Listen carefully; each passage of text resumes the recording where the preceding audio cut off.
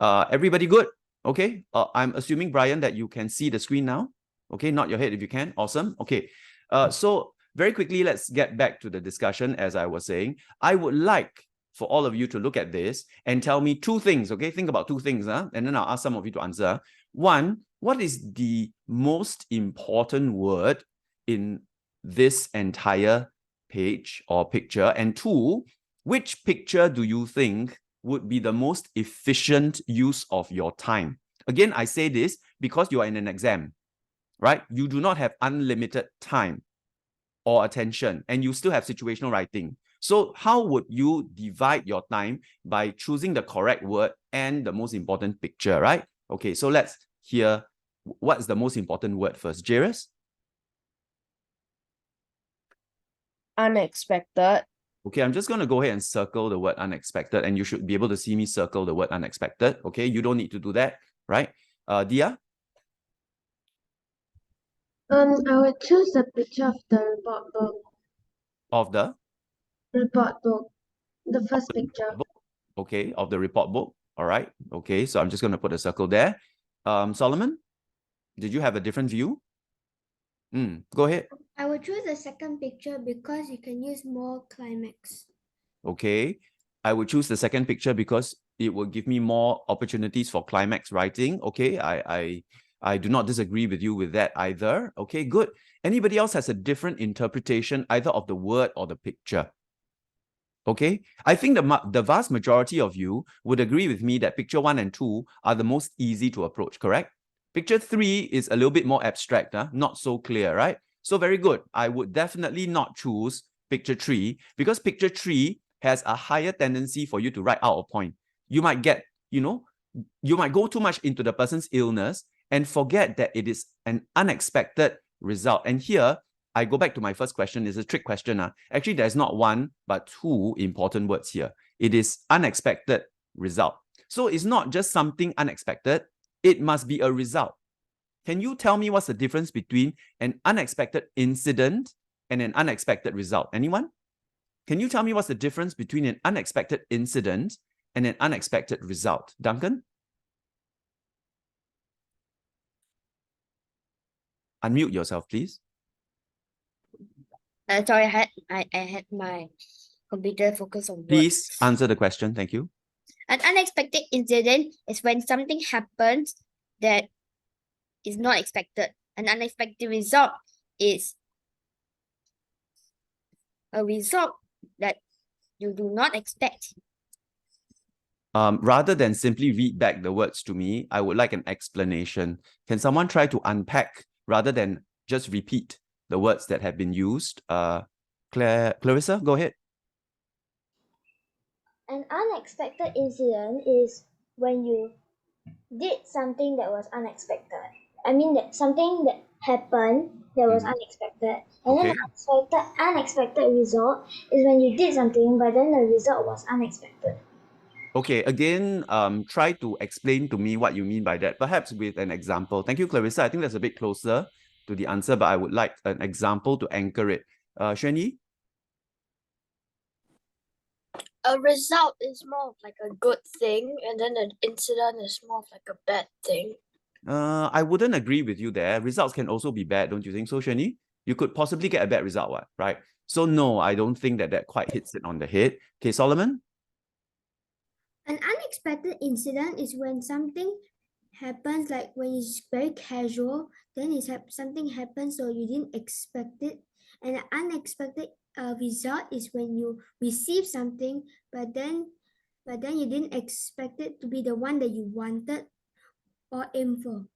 Okay, thank you. I think that in Solomon's answer is the kernel of the truth. So I will unpack it a little bit in the interest of time, and you'll see whether you agree with me.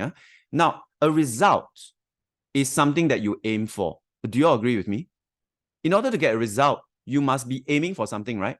It's either something that you are trying to get or it's something that you are trying to win, right? It's either something you're trying to get or something you're trying to win. So a result is always a targeted thing, whereas an incident is something that could happen to you out of the blue.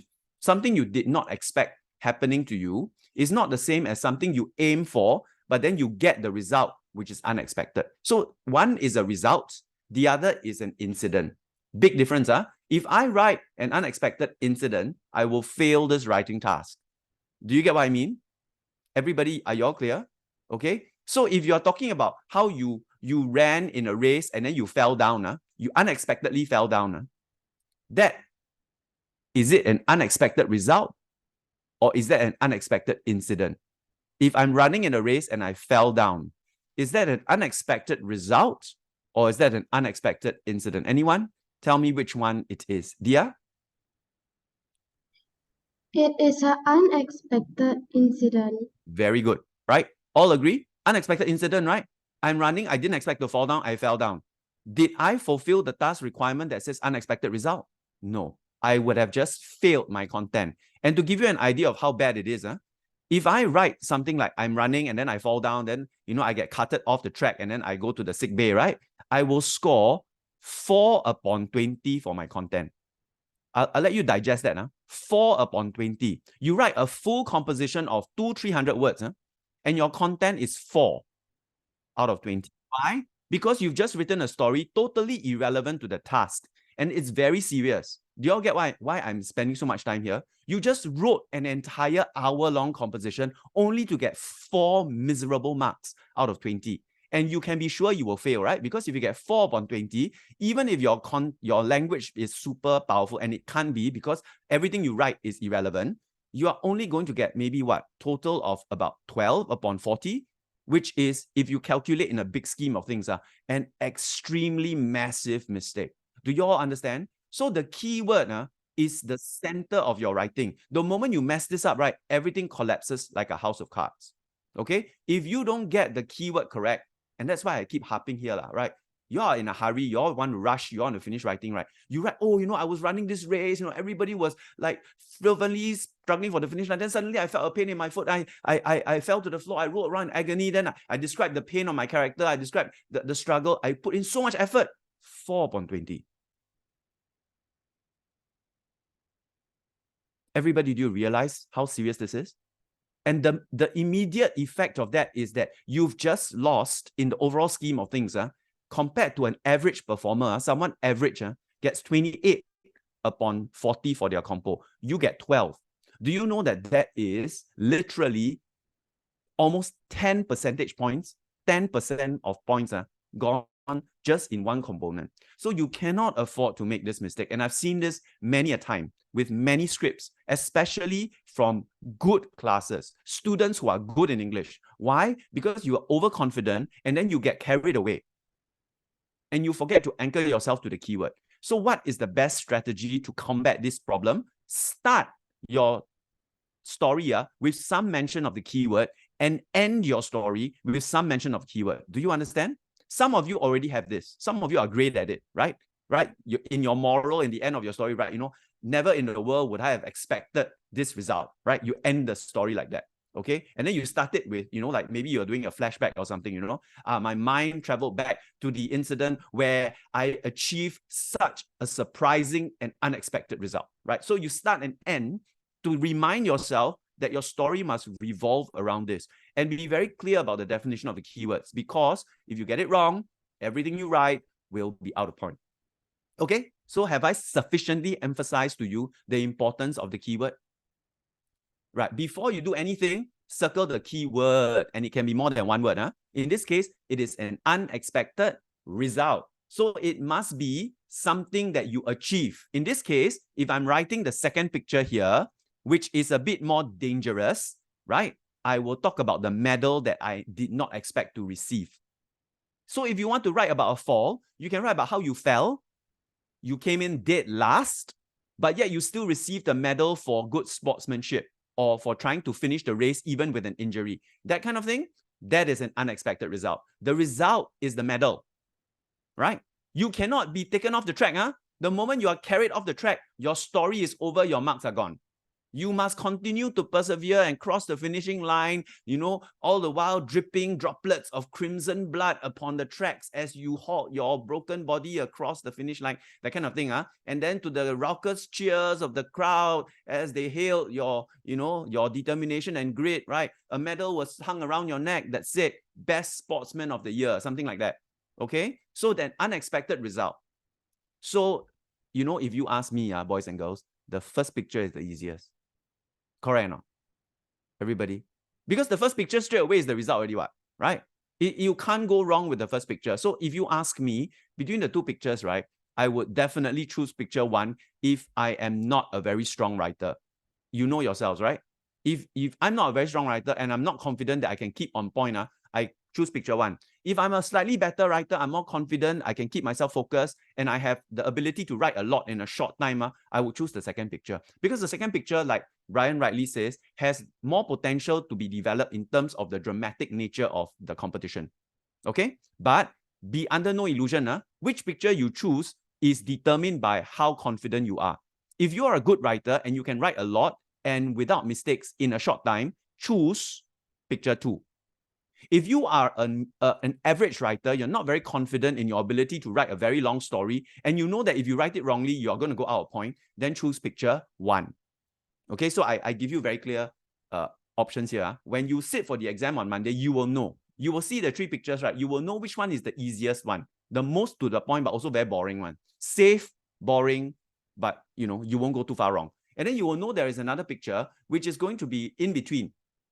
A little bit risky, but you know, still quite safe. And then there's going to be a picture that's really far out. Do not choose the far out picture unless you are literally an excellent writer. Because the exam is not the place for you to experiment. Experiment with me in class on SLS, that's fine. But don't experiment in the exams. Choose something safer. Is that clear, everybody? This is the same rule I will ask you to follow for PSLE, right? First, lose no marks. Remember? That's the dictum.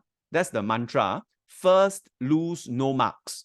Then, achieve more marks. There are other ways for you to do that. Okay, you don't need to choose an excellent picture. So far, everybody make you understand what Ms. Bang is saying, right? You know what I'm talking about, huh? Okay, I'm not trying to limit you in your creativity, but what I am trying to tell you, is that hold on, sorry, is that there are different ways, that you can write something, but it is important that you remember you are in an exam. Don't try anything or use anything new in an exam. Everybody mouth that back to yourself, please. Do not try anything new in an exam. Yeah, right. Yeah. Only use what you practiced before. It's like you are in a CCA or whatever sport. You only play what you have practiced in a competition, right? You never suddenly in a competition, hey, I think I'll try a new song. Please don't do that, right? It's the worst. It's the most illogical thing you could do, right? You will cause all your practice to be wasted. So all the strategies that Mr. Pang has taught you, right? Things like conflict, starting in the middle, using adjectives and adverbs to beef up your nouns and your verbs, right? Using different sentence structures, short sentence structures, using dramatic pauses, right? Using pacing to control the flow of your story. Use all these tools because you've used them before in class. Don't try something funny like, oh, I've never tried flashback before. Maybe I'll try it during the exams. Please don't do that, right? You are setting yourself up for massive failure, okay? So stay safe and do what you've always done. It's okay. The teachers marking your paper have never marked your papers before.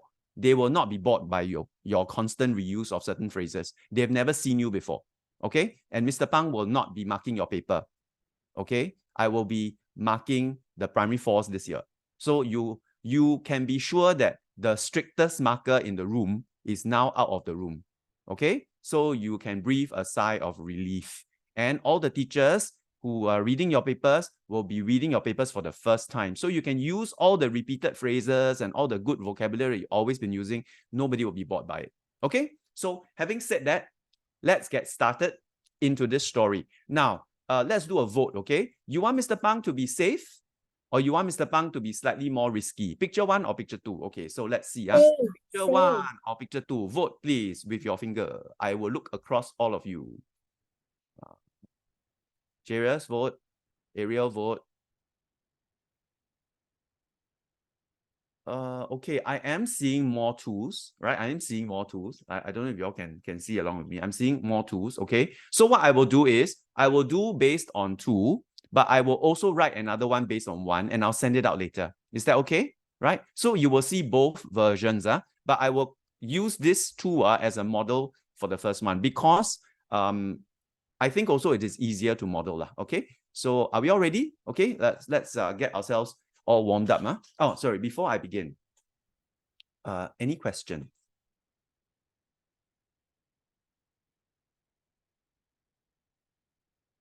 No, okay. Then I have one for you. Which perspective should I use for this story? Should I use the first person perspective or should I use the third person perspective? Which one do you think is most suitable for a story like Unexpected Results? Use your fingers, 1 or 3. Wow, I'm seeing a predominance of ones. Yeah, quite a lot of ones.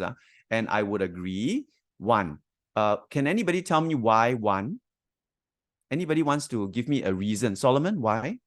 Why would I choose 1? You can describe the feelings and thoughts of the person.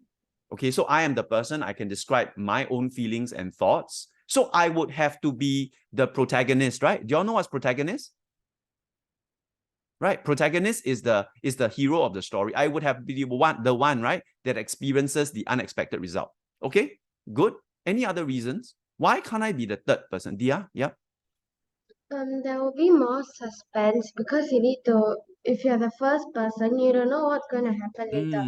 So the flow of the story will be better and there will be more suspense than using Perfect. the third person. Yeah, very good. So then I can use foreshadowing. Remember foreshadowing, right? I can use in the first paragraph a foreshadowing technique because I'm not the omniscient narrator, right? The third person perspective, you are omniscient. The narrator knows everything and everybody. So it is not conducive for building suspense. Excellent. So I need to begin my story with a clear vision of who I am in the story and what perspective I'm going to take. Always start with A, keyword, B, picture, C, perspective, right? So I'm going to write down here for you. So number 1, your keywords. Okay, always, you can write this down, 1, 2, 3, on the top of your paper or on the top of your Word document. Number 2, choose 1 picture. Try to choose only 1 because the more pictures you choose, the more limited your story becomes, right? The pictures become like the walls that you have to constantly abide between. Don't choose too many walls, right? 1 wall, you can lean on it, good enough, right? And the third one, of course, is what I just mentioned, the importance of it, okay? What did I just mention? Just to test your attentiveness. What did I just mention? Brian? It's about the unexpected result. It's not about the unexpected incident. Nope, that's not what I just mentioned. I mentioned that quite some time ago. What did I just say? Just only. That's the whole point of what I just said. Kanish. Importance. Sorry? Importance. What do you mean importance? That's what you just said, Cha. I'm asking you what was the third point that I just said. Can someone please put me on my misery? Nicholas, go. The third person or first person view. Yes, thank you very much. The perspective. Oh my gosh. Can you all please, okay? Don't get lost in the forest for the trees, okay? So the first thing you must always do is look at the keyword. Can be more than 1 word, can be 2 words in this case, an expected result. Second, I need to look at 1 picture. Choose 1 picture, safe if I'm not very confident, and a little bit risky if I am. And third one, I have to look at the perspective. Am I going to take first person? In this case, I am going to take the first person perspective in order to build suspense, right? Because the first person doesn't see the entire story. He has to experience it, right? He is only a character in the story. In this case, I am only a character in the story. So yes, I'm going to go with the first person perspective. And now I'm finally ready. Let's go into our first paragraph. Now, you know what is Mr. Pang's favorite technique, right? What is my favorite technique? What do I always begin my story with? Always, and we've only done a few. Dia? Onomatopoeic sounds. No, that is not my favorite. No. Yes. Shani? Straight into the context. Straight into the context. What do you mean by that, Shani? Can you elaborate? Like right into the middle of the story. All right, good. All right, starting in the middle of the story, very good. Yeah, that is one of the techniques that I taught you. And the easiest way to jump right into the middle of the story is to use what? Is to start with a what? What's the easiest way to jump right into the middle of the story? Anyone? Okay. I'm seeing. I just want to choose someone a little bit different. Angel, do you know? Dialogue. Yeah. Okay. Good. All right. Okay. That wasn't what I was thinking about. Okay. Fine. Let's start with dialogue. Okay, let's start with dialogue. What do you think might be a good, dramatic, exciting dialogue to draw everybody into this story? Something really dramatic. Brian? I did it. No, that's the end already. I don't want to start at the end. I don't want to start at the end. I want to start in the middle.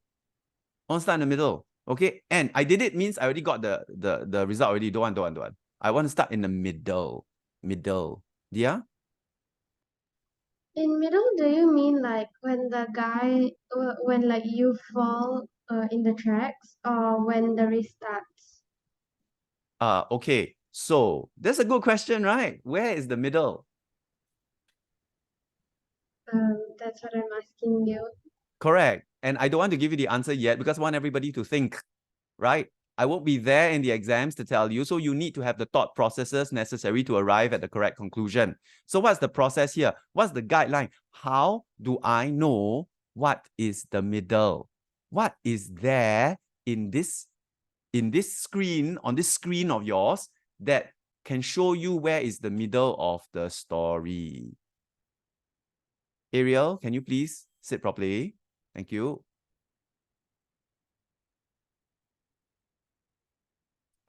Genevieve, go ahead.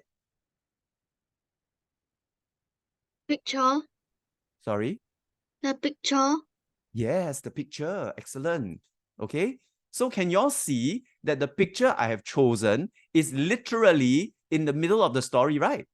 It's right there before anything started. So if you are not sure, right, use the picture at the very beginning of your writing.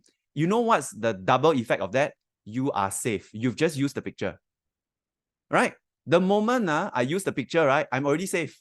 I've used the picture and then I develop the keyword. I can't fail. My content will be 10 and above already. So that's my insurance, right? I want to use the picture as quickly as possible so that I don't ever forget to use it. I get carried away writing later, I forget to use the picture. How?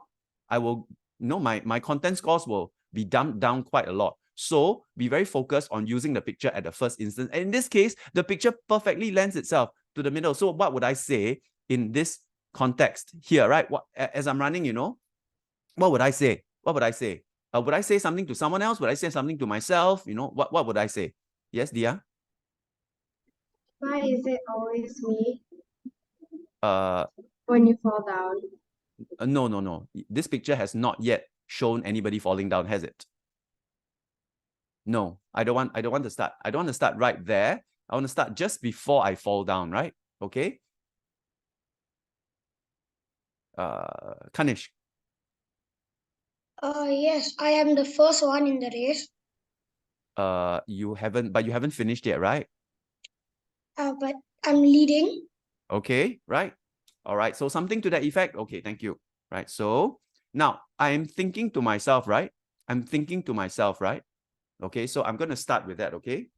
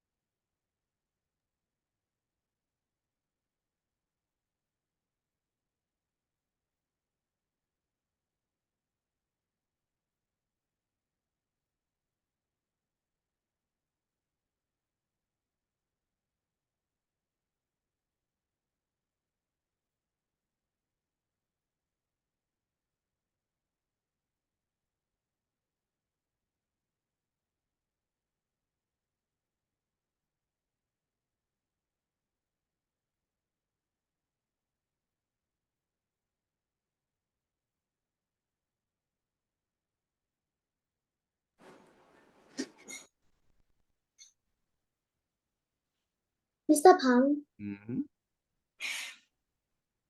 Yes. do we leave a line?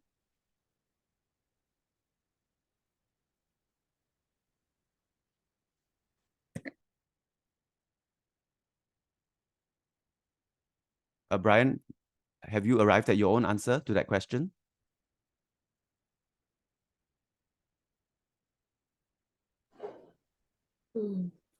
No.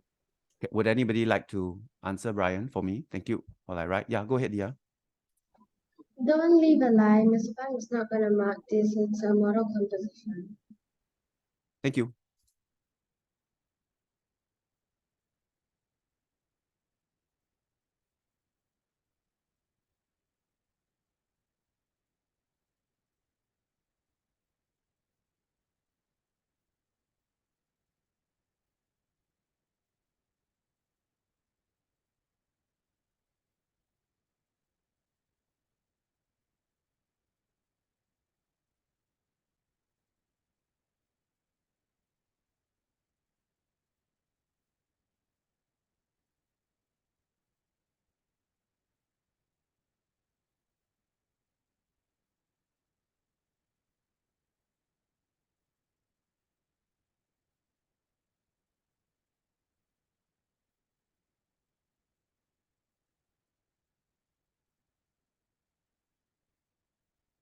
Okay, now, everybody, why did I not start with the fall?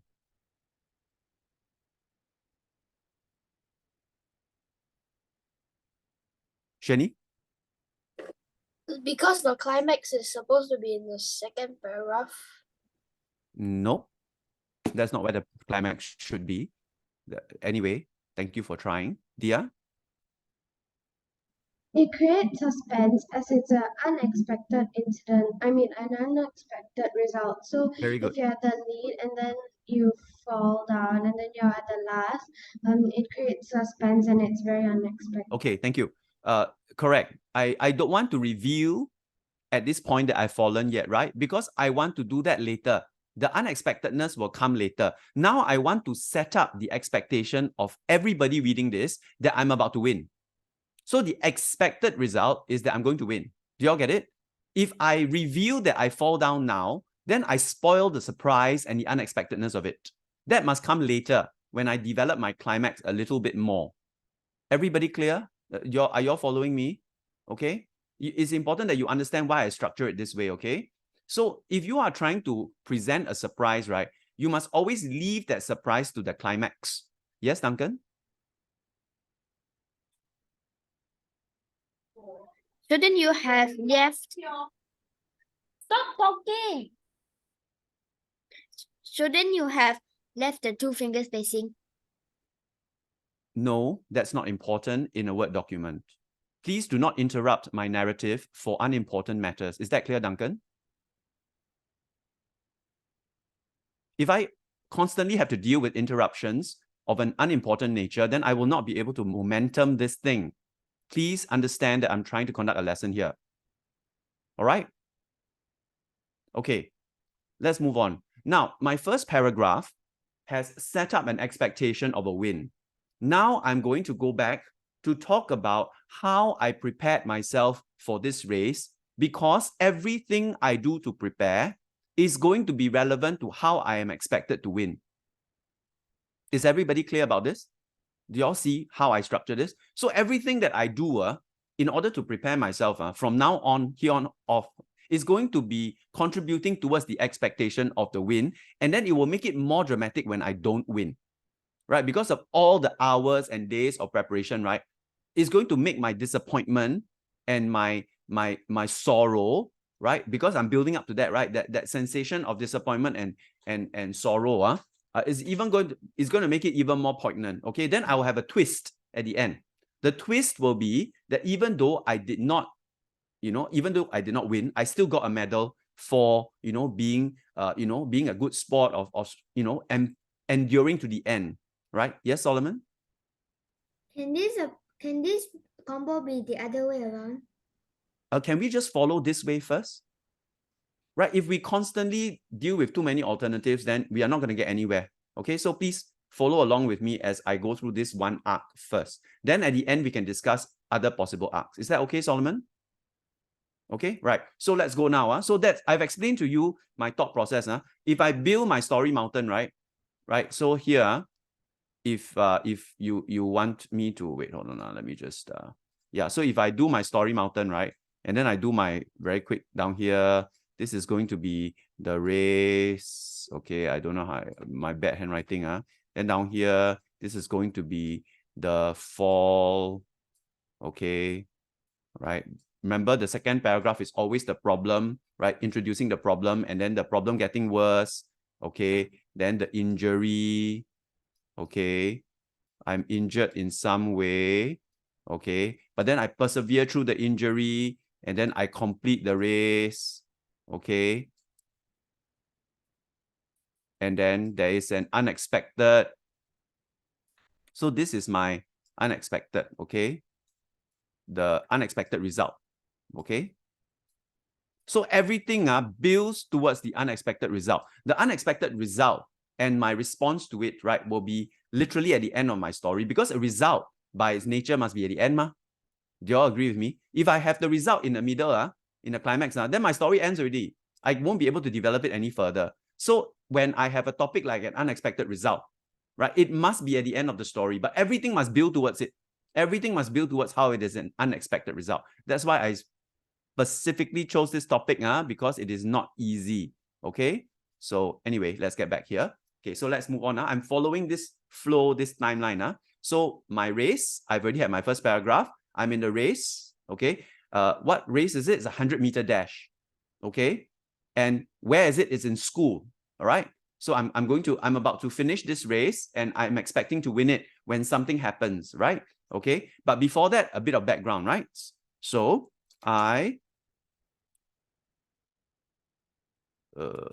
sorry, hold on. I don't know what happened here.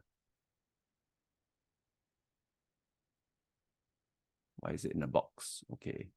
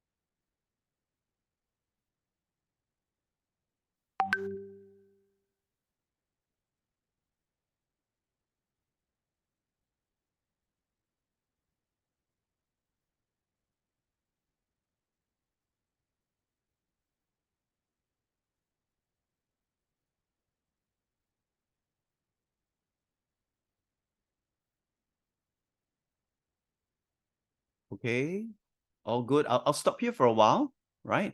So that you can catch up. I don't want to speed through it.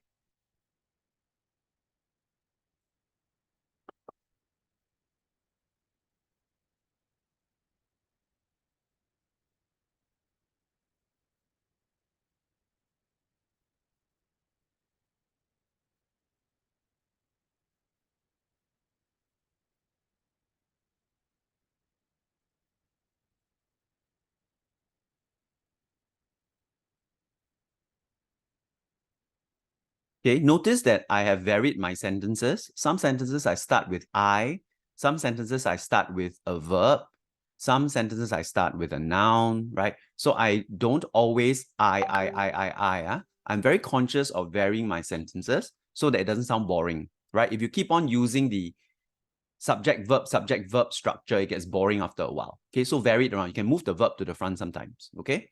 Just to mix things up. And notice that I have short sentences like, yes, I'm in the lead, right? Internal thoughts do not require open and close inverted commas, right? Only when you are speaking do you use open and close inverted commas speech markers, right? If it's an internal thought or a feeling that's in your heart or mind, you can write it out in present tense without any speech markers, okay? So just a quick reference point, speech markers only for speech to others, okay? So you're thinking these things as you are running, right? All of this is happening on the track as you are running towards the finish line. The first paragraph, this is what happened. Your second paragraph, you're giving everybody a bit of background. You are a champion runner. You've been training all your life. This is an important competition, okay? And you're about to clinch the gold medal when this unexpected thing happens that will secure you the unexpected result. So I'm doubling down. There's two unexpected things happening in this story, okay? Yes, Jenny, go ahead. My train of thoughts. I thought it's thoughts, not thought. Oh, very good. Thank you for spotting that. My train of thoughts. Very good. Because it's more than one thought that makes up a train. Thank you. That's a good spot. Okay, so my train of thought. And the word. No. My train, one train. Okay, one train. Thank you. Okay, so my train of thought, one train, all the thoughts are strung together in one train. That one train is moving along. That train was disrupted, was interrupted. Okay, so one train. Okay, Shani, got it? So be very careful. When you are doing subject-verb agreement, the subject must be clear. Not the thoughts, but train. Okay, my train of thoughts was jarringly interrupted by a searing pain in my foot, my right foot as I landed on it. Okay, so I'm not going to go into much detail about what caused the pain, okay, because that's not the point of the story. I want to get to the unexpected result as quickly as possible, right? So I don't want to waste too much time on unimportant details, okay? So I'm going to go straight into the result of it, okay?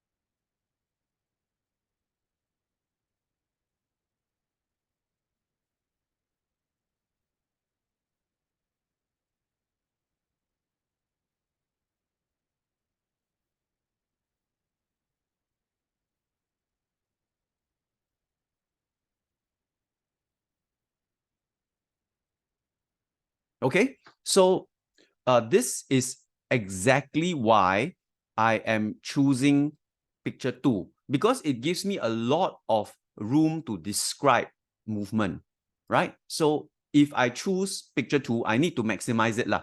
So the whole point of picture 2 is I want to describe the fall. I want to describe the unexpectedness of it. So I go all out, right? I use a lot of adverbs, right? I collapse bonelessly, like it's as if all my bones just collapse. I just collapse bonelessly because my leg crumpled under the strain. Then I collapse bonelessly, and as I collapse, because I'm running, right? The momentum causes me to tumble and sprawl onto the ground gracelessly, right? Because I can't control myself. There's no gracefulness in my movements. So I tumble gracelessly into a heap, okay? So notice how I build. First, pain. Second, leg collapse. Third, whole body collapse. Fourth, body tumbles along the track. Fifth, come to a stop in a graceless heap. So I break what happened into 5 steps. I don't just say I fell, right? That's like the worst, right? Don't say I fell on the track. You break it down, right? Imagine you are a camera and you are capturing slow motion shots of what's happening as the athlete is falling down. You are that camera. Snap 1, snap 2, snap 3, snap 4, snap 5, okay? Freeze frame moments, that is going to give you more to describe, okay?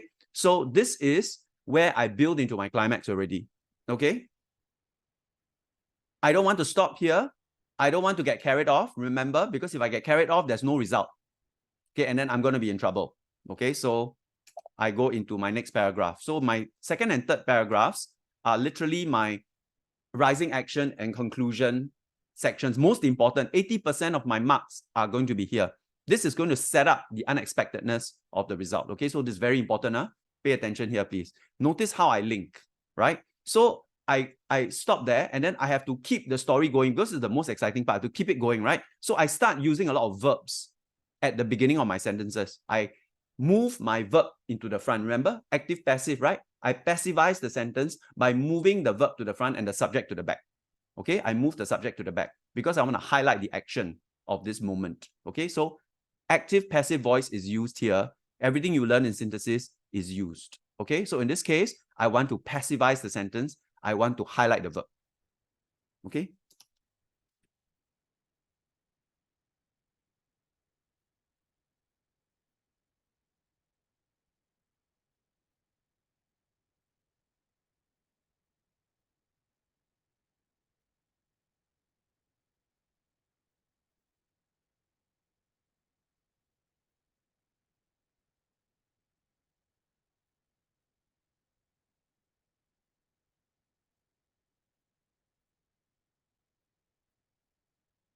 Okay, again, groaning, remember, I highlight my verb. Gashed, I highlight my verb, right? Remember, only verbs in the ing and ed format can start a sentence. Groaning in agony, gashed from its contact, okay? I'm highlighting all my verbs, so it becomes very action-packed, okay? Not I clutch my bloody knee, groaning in agony. No, don't do that, okay? So when it comes to the climax, try to highlight all your verbs in front, okay?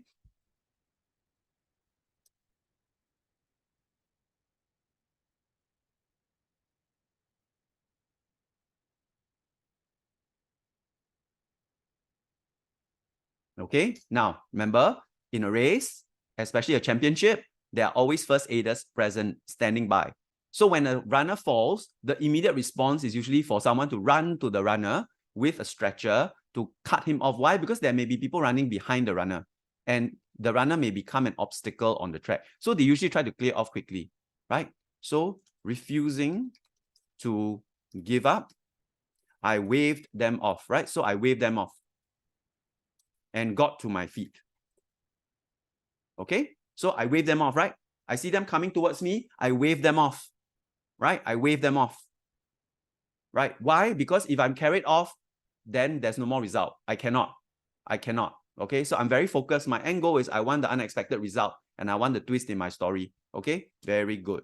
Okay, so now let's go and let's bring this to a finish. Okay, let's bring this to a finish.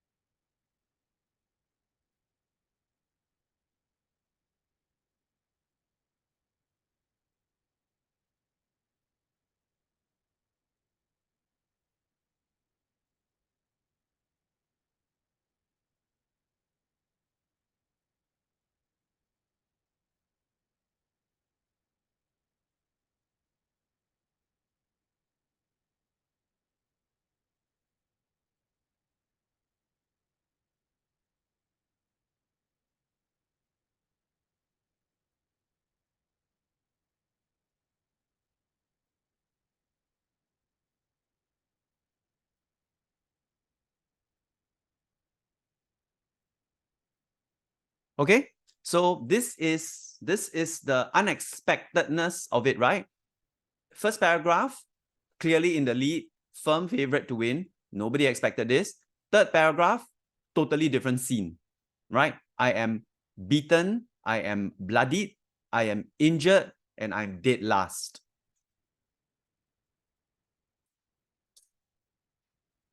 I'm just going to put dead last here. Huh? Dead last. Okay? All good, everybody? Don't worry, I'll give you time to slowly write this. But as you're writing it, please understand how I'm structuring the story and try to copy some of my techniques lah. Okay? I'll point them out to you, okay? We are not going to rush through today, and then after that, we'll have a bit of a break, okay? So thank you all for sticking with me.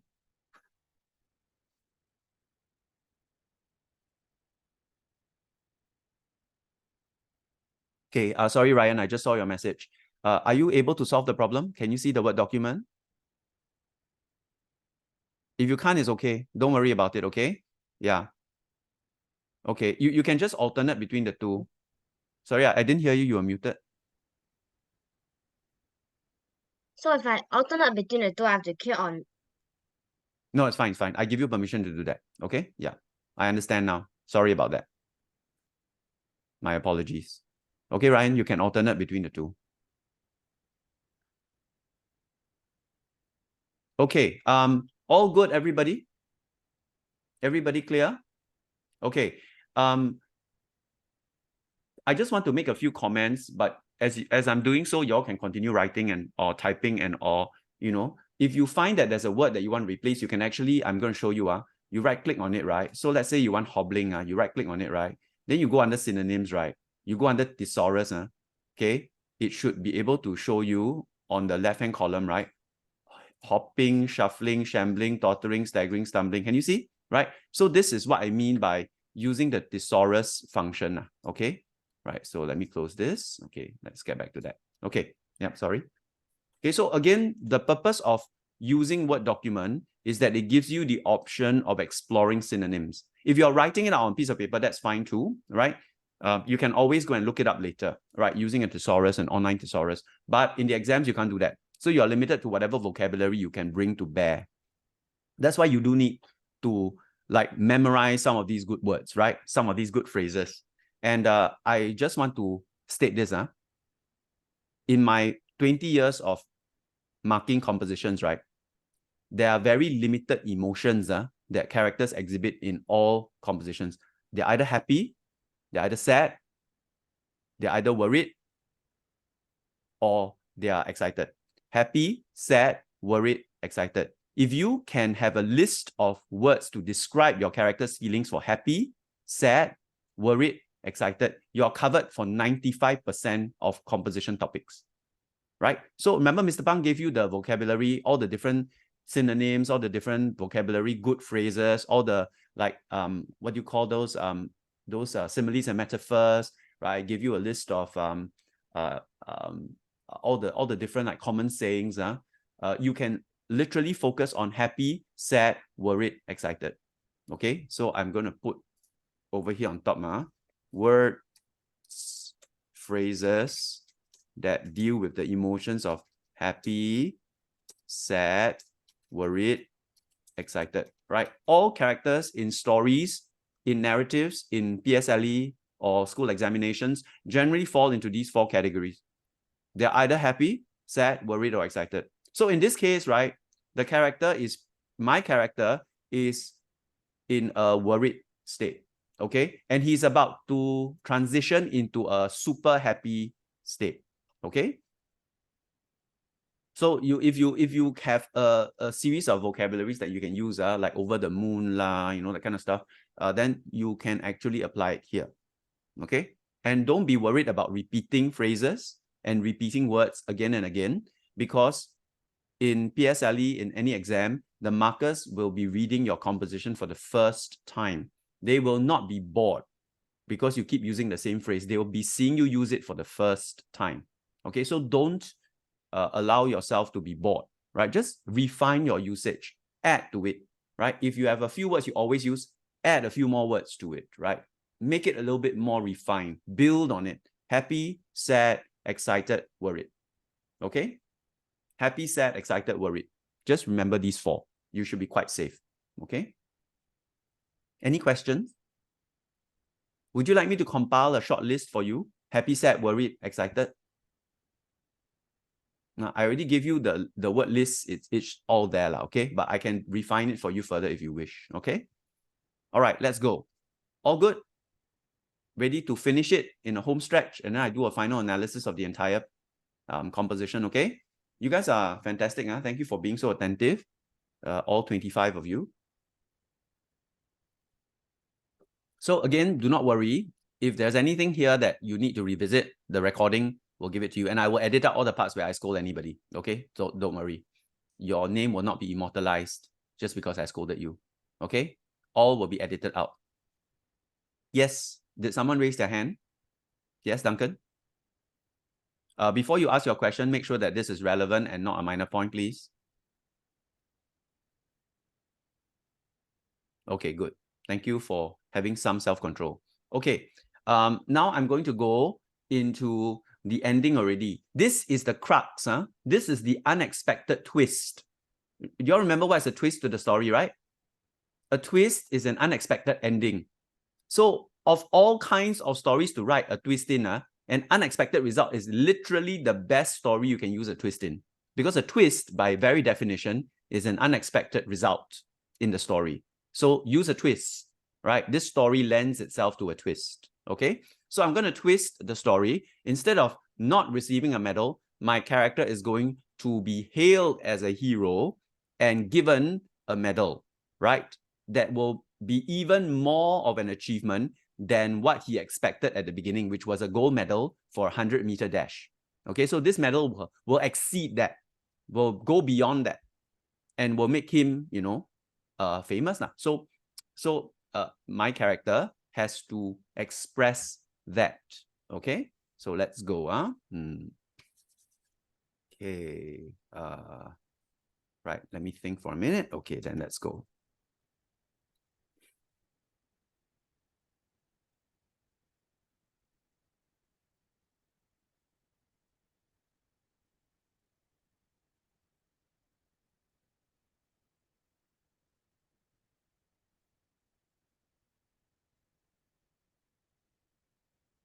You all know what's hullabaloo or not?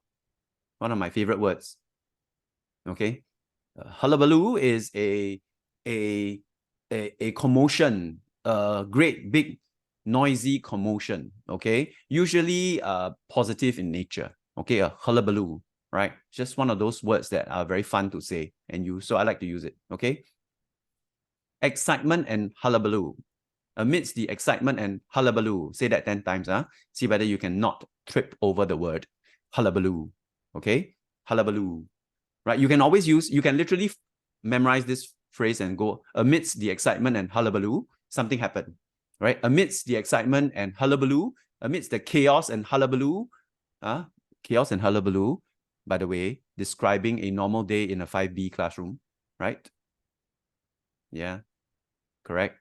Yeah, you nod your heads. Yeah, you agree. Okay. So amidst the excitement and hullabaloo, right, one of the organizers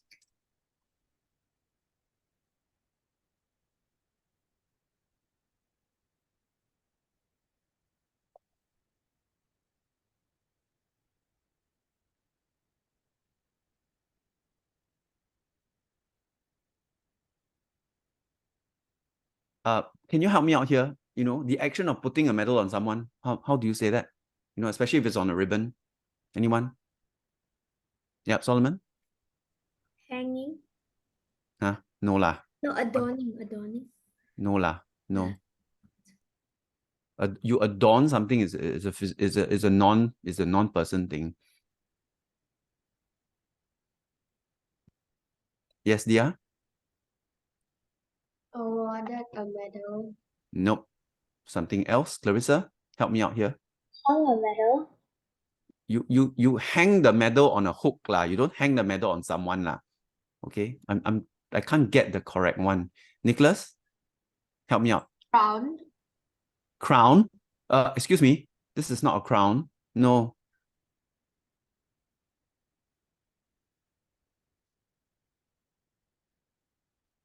What's the action? Oh gosh. See, sometimes you just get frozen. But in the exams, if this happens, right, then just don't write the sentence, write something else, okay? But right now it's not the exam, so I'm trying to think of the correct term, okay? But don't get too hung up about the correct term in the exams. You don't have time to think too long, okay? Just default to something else that you're familiar with, okay? Quick, anybody? If not, then I'll just default already. Dia? Do you drape a medal? No, you drape a flag, right? Like Shanti Pereira's Singapore flag draped over her shoulders as she ran a lap around the court after winning the 200 meters. Right? Yeah, drape is flag, okay? But loop, you do loop the medal? You loop the medal? No. Okay, fine. All right. One of handed me, right? Forget it. I'm just going to cop out here. Handed me. Yes, Jenny? What? Can I put situated? Situated what? What do you mean Like situated? the man. Situated the medal? No, that like totally is. Please don't try funny things like that. No, absolutely not. Grammatically and word selectively wrong. Nicholas? I know what's the word now. You better be right. You're setting me up to Draped. expect a lot. Huh? Draped. I just told Dia draped is only for flags. Can you listen, Nicholas? Right, everybody? Didn't I just say that like literally 30 seconds ago? Nicholas, pay attention. Okay, never mind. Handed me an ornate medal set in a velvet box. Okay, there. No more draping, no more hanging, nothing. Okay, set in a velvet case. Okay, engraved upon its surface were the words. Okay, here I can use quotation marks because I'm quoting what's on the medal, right?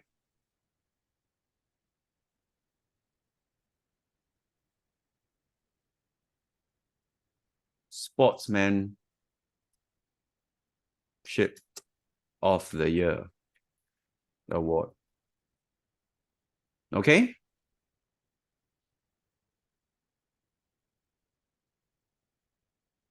They explain that my display of grit and determination to finish the race, despite my injury, had won the admiration of the crowd and the organizers alike.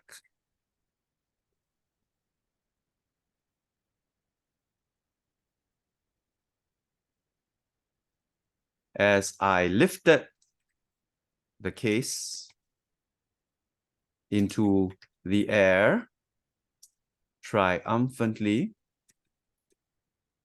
tears filled my eyes.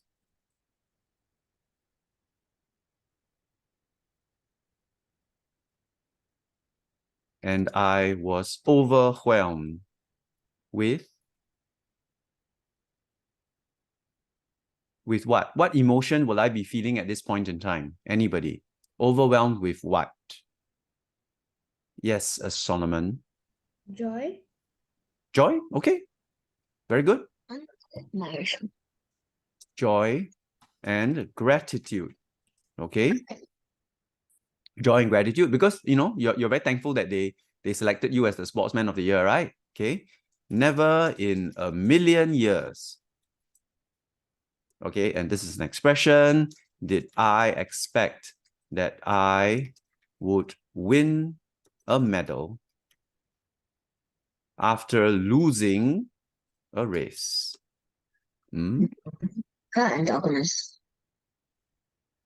Sorry, Ryan, did you say something? Mute yourself, please.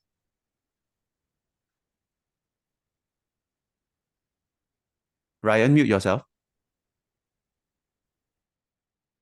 Thank you. Okay, so Can you see the contrast I'm making here?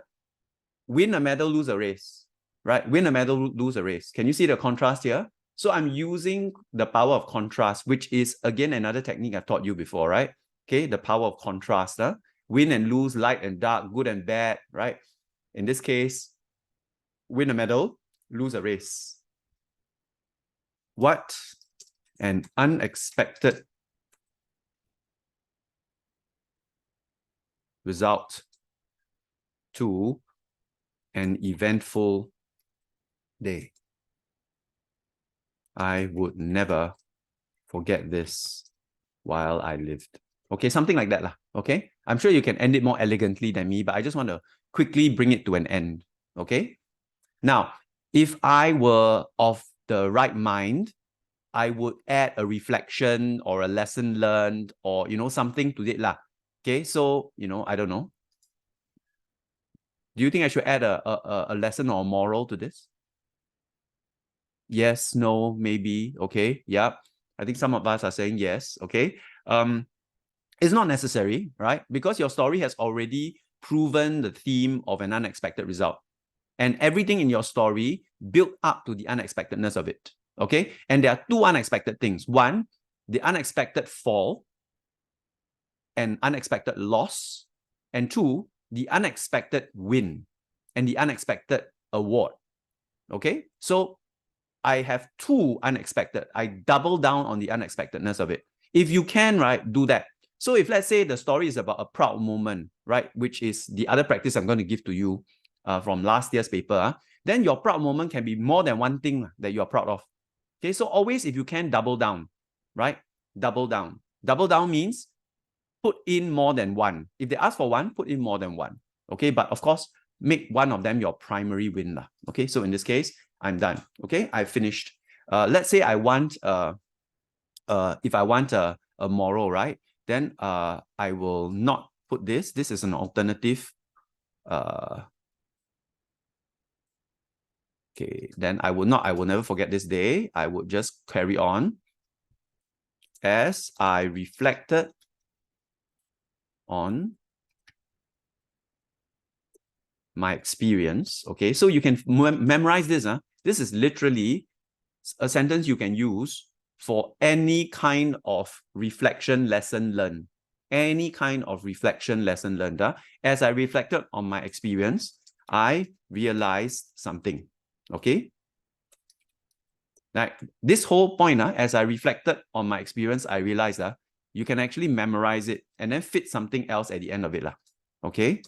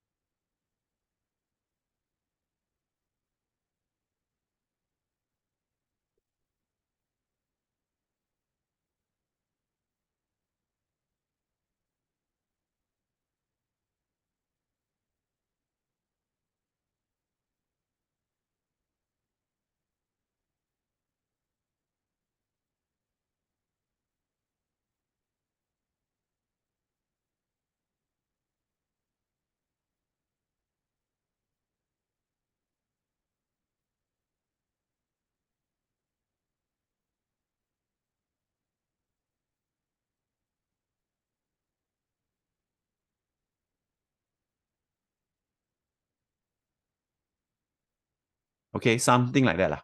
Okay. Something like that. Now, let's be a little bit realistic. This entire extract here is about 400 words. Okay, this entire extract of 1, 2, 3, 4, 5 paragraphs is about 400 words. Now, if you don't think that you can, yeah, I know it's about 430 words. Yeah, okay. Yeah, but I'm just rounding off very drastically. Say about 400 words. Okay. If you are not able to, yes, Stephanie, yes, I get the message. What I'm saying is that if you're not capable of writing up to 400 words, right, or 500 words, then don't do it. Just keep it simple, okay? How would I simplify this? I would simplify it over here. Okay. I would shorten this part, and then I would simplify it over here. Okay, I would shorten this part. Okay, if I take away these two parts, or I just summarize them shortly, and then I focus on the main part where I fell down, okay, and then I cross the finishing line, right? Then I will shrink it down to about 300 words. I think 300 words is quite achievable for everybody here. You're all writing within the 200-300 words margin anyway, okay? But my point is that the ones in yellow are optional, okay? They are optional. You can develop them that way, but be aware of your time. You know yourself. If you can't write that long, then just focus on developing the main part of your story, which must meet the requirement of an unexpected result.